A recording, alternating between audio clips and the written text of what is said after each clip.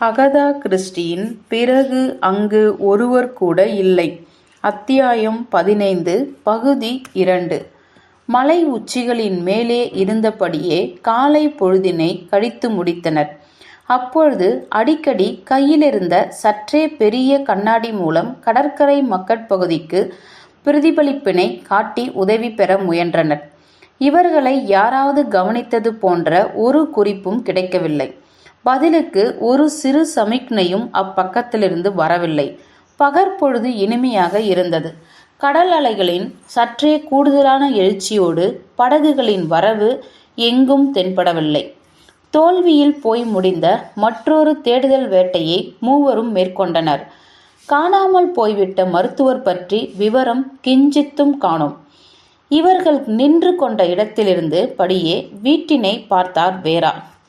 மூச்சு காற்றில் ஒரு சிறு துடிப்பு இருக்கா சொன்னார். இந்த திறந்த வெளியில் இருக்கும்போது உள்ளுக்குள்ளே ரொம்ப பாதுகாப்பா இருக்கு. மறுபடியும் நாம அந்த வீட்டுக்குள்ளே மட்டும் போக வேண்டாம் ப்ளீஸ், லாம்பர்ட் சொன்னான். இதுவும் நல்ல ஐடியாவா தான் இருக்கு.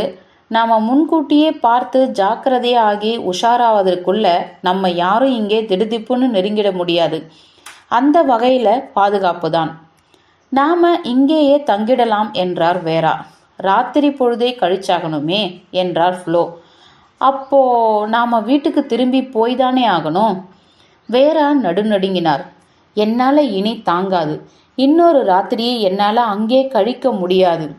ரூமுக்குள்ளே பூட்டெல்லாம் போட்டுக்கிட்டு நீங்க செம பாதுகாப்பாக தான் இருப்பீங்க வேரா என்றான் பிலிப்.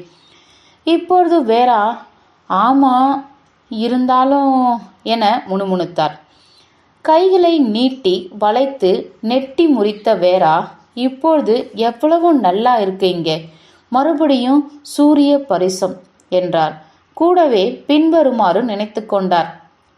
என்ன வினோதம், இந்த இக்கட்டிலும் எனக்குள் சந்தோஷம். கழுத்து வரை நெருக்கும் உயிர் ஆபத்தில் நான் இருப்பது தெரிந்ததும் சந்தோஷம். ஏனென்றால் இப்பொழுது பயமில்லை. சூரிய வெளிச்சத்தில் பயம் இருப்பதில்லை. இப்பொழுது எதுவும் பாதிப்பதும் கிடையாது. எனக்குள் விறுவிறுவென சக்தி கூடுகிறது. நான் சாகக்கூடியவள் அல்ல. கை கடிகாரத்தை பார்த்து கொண்டிருந்த ஃப்ளோர் மணி இப்போ 2 என்றார். லஞ்ச். நான் திரும்பி அந்த வீட்டுக்குள்ள வரவே மாட்டேன் என்றார் வேரா. வீண் பிடிவாதம். நான் இங்கேதான் இருக்க போறேன், திறந்த வேலியில். ஓ, கிளம்புங்க மிஸ் கிளார்தன். சாப்பிடலன்னா வலு குறைஞ்சிடும், பட்டினி கூடாது என்றார் முன்னாள் இன்ஸ்பெக்டர். அந்த டின்னுக்குள்ள அடைச்சி கிடக்கும் மாமிசத்தை பார்த்தாலே குமட்டது எனக்கு. எனக்கு ஒன்றும் வேண்டாம், பசி இல்லை. டயட்டில் இருக்கிறவங்க ஒரு நாளைக்கு ஒரு வேளை மட்டும் சாப்பிட்டு வாழலை, அதுபோல் நினச்சிக்கிறேன். எனக்கு உணவு நேரத்துக்கு வந்தாகணும் என்றார் ஃப்ளோர். உங்கள் வசதி எப்படி லாம்பர்ட்? எனக்கும் அந்த டின் சாப்பாடு புளிச்சு போயிடுச்சு. பசி இருக்கு, ஆனால் டின்னுகளை நினச்சா போயிடுது. நான் இங்கேயே வேரா கூட இருந்துடுறேன். ஃப்ளோரிடம் தயக்கம் விளைந்தது. வேரா, எனக்கு ஒன்றும் ஆகாது என்றான். நீங்கள் அப்படி திரும்பினதும் இவர் என்னை இங்கே சுட்டுடுவார்னு எனக்கு தோணலை. அதனால தானே தயக்கம். நீங்களே சொன்னால் எனக்கு சரிதான் என்றார் ஃப்ளோர். ஆனால் நாம் பிரியவே கூடாதுன்னு ஒத்துக்கிட்டு இருக்கோம். பிலிப் பேசினான். அந்த சிங்கத்து குகைக்குள்ளே போகணும்னா விரும்புகிறது நீங்கள் தான். வேணும்னா நாங்கள் உங்கள் கூட வரேன். வேணாம், நீங்கள் தேவையில்லை என்றார் ஃப்ளோர். நீங்கள் இங்கேயே இருக்கலாம். பிலிப் சிரித்து விட்டான். ஆக உங்களுக்கு இன்னும் என் மேலே சந்தேகம் இருக்கு. ஏய், நான் நினைச்சா உங்கள் 2 பேரையுமே இங்கேயே இதே கணத்தில் சுட்டு வீழ்த்திடலாம். இது உங்கள் மண்டைக்கு உரைக்கலையா?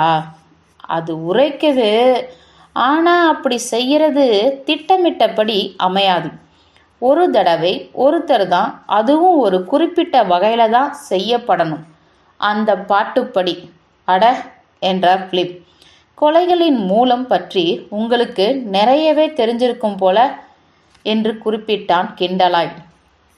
ஆமாம் என்று சிந்தனையாய் சொன்ன ஃப்ளோர். அதனால தான் சொல்கிறேன், அந்த வீட்டுக்கு தனியாக போவது கொஞ்சம் ஆபத்து தான் என்றார். பிலிப் சொன்னான்.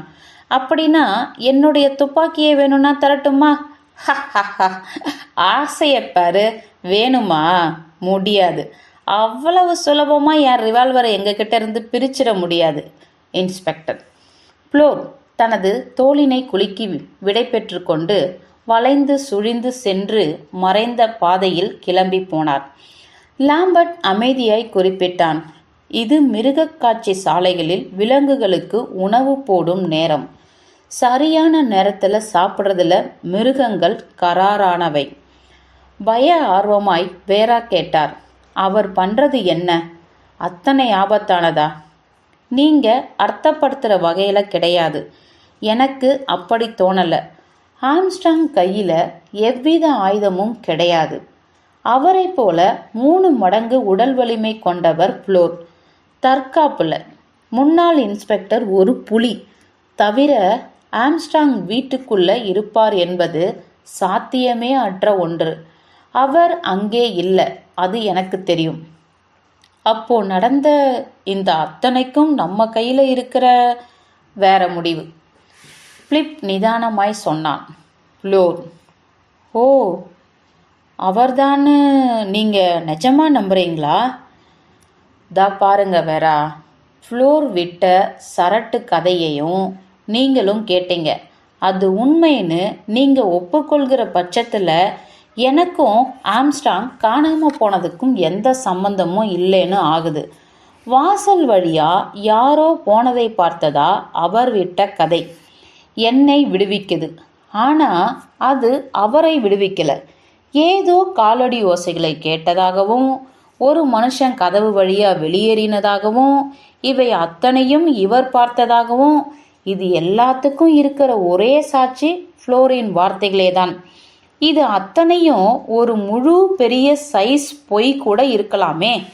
நடந்த இந்த அத்தனைக்கும் ஒரு சில மணி நேரங்கள் முன்னாடியே இவர் டாக்டருடைய உயிரை பறிச்சிருந்தா எப்படி?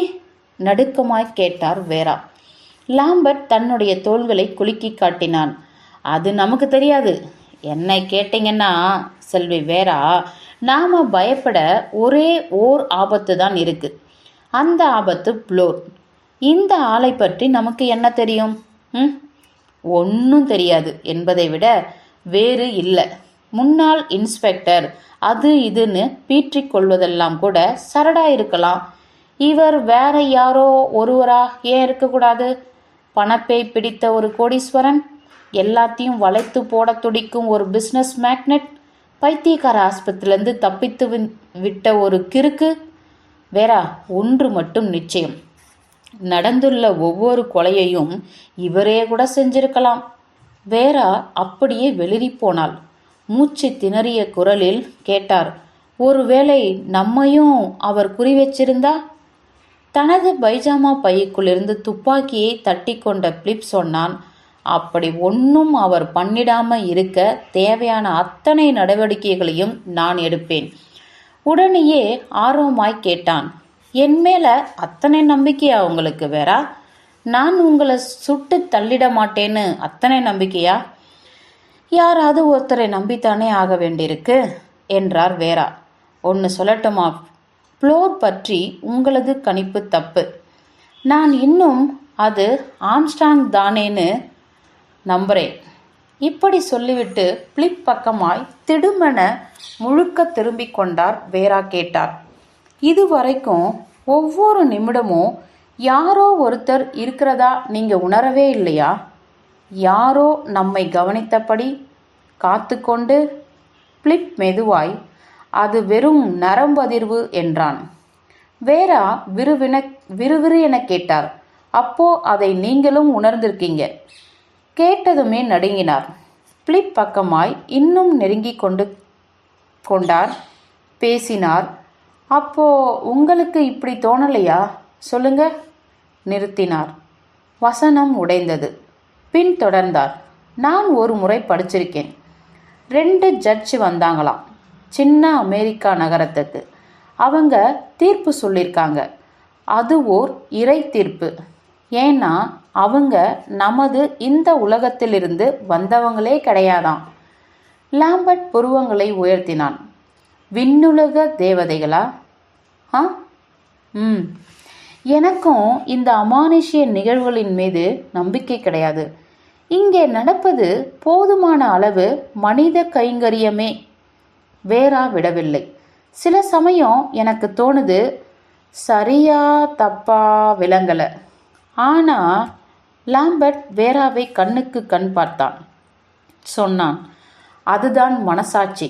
பிறகு கேட்டான், ஆக நீங்க தான் அந்த குழந்தையை முக்கி கொன்னிருக்கீங்க.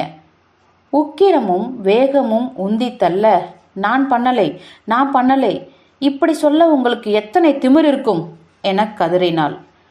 அவன் சாவகாசமாய் சிரித்தான். ஓ ஆமாம், நீங்க செஞ்சிருக்கீங்க வேறா, செஞ்சிருக்கீங்க. ஏன்னு எனக்கு காரணமெல்லாம் தெரியாது, கற்பனையும் பண்ண முடியல. ஆனா செஞ்சிருக்கீங்க. இந்த வட்டத்துக்குள்ள ஓர் ஆடவன் இருந்தாகணும். அவன்தான் காரணமா? திடுமென உருவான ஒரு பலகீனம், களைப்பு, அற்றுப்போன தன்மை, இற்றுவிட்ட உணர்வு வேராவின் எலும்புகளை ஆட்கொண்டது. ஊக்கமில்லா குரலில் முணங்கினார். ஆமாம், இதில் ஒரு ஆடவன் உண்டு. தேங்க்ஸ் என்றான் பிலிப். அதுதான் நான் தெரிஞ்சிக்க விரும்பியது. தோய்ந்து போயிருந்த வேரா விறுவிறுவென ஆனார். நிமிர்ந்து நெட்டை கொத்தலாய் உட்கார்ந்தார். பேசிக்கொண்டிருந்த விஷயத்தை காற்றில் விட்டு கேட்டார். அது என்ன? ஓ, பூகம்பம் வந்திருக்கா? இல்லை, ஒன்றும் ஆடலையே. ஆனால் அதை போலதான் ஏதோ. ஓ, அது என்ன சத்தம்? பூமியே பிளக்கிற மாதிரி. அப்புறம் ஒரு உச்சஸ்தாயி கதறல். உங்களுக்கு கேட்கல? ஓ, எனக்கு கேட்டதே. பிலிப்பிடமும் பதற்றம் இருந்தது. இருவரும் ஒரு சேர வீட்டின் பக்கம் பார்த்தனர். லாம்பர்ட் சொன்னான், அங்கிருந்துதான் வந்தது. நாம போய் என்னன்னு பார்ப்பதுதான் நல்லது. முடியாது, நான் வரல. உங்க இஷ்டம், நான் போறேன்.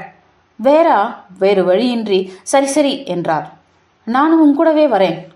வளைந்து சுழிந்து வீடு நோக்கி ஏறி மேட்டு பாதையில் இருவரும் விரைவாய் நடந்தனர்.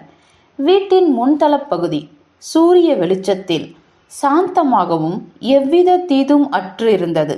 அங்கு சற்று தயங்கி நின்றனர். பிறகு வாசற்பக்கமாய் நுழைவதற்கு பதிலாக வெகு ஜாக்கிரதையாய் வீட்டை விட்டு ஒரு சுற்றி வர ஆரம்பித்தனர். அப்பொழுது புளோரை கண்டுபிடித்தனர்.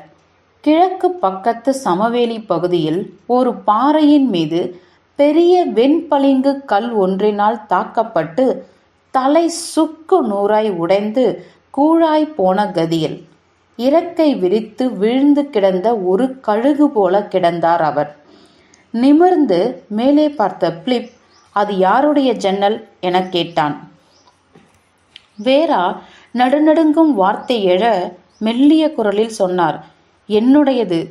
இது என் அறையின் அலமாரி அருகே மேலே இருந்த கடிகாரம். இப்போ எனக்கு ஞாபகம் வருது, இது ஒரு கரடியின் முகம் போல வடிவமைக்கப்பட்டிருக்கும். இதை மறுபடியும் கிளிப்பிடித்து ஆட்டும் குரலில் அவர் சொன்னார், அது ஒரு கரடி முகம் போல வடிவமைக்கப்பட்டிருக்கும்.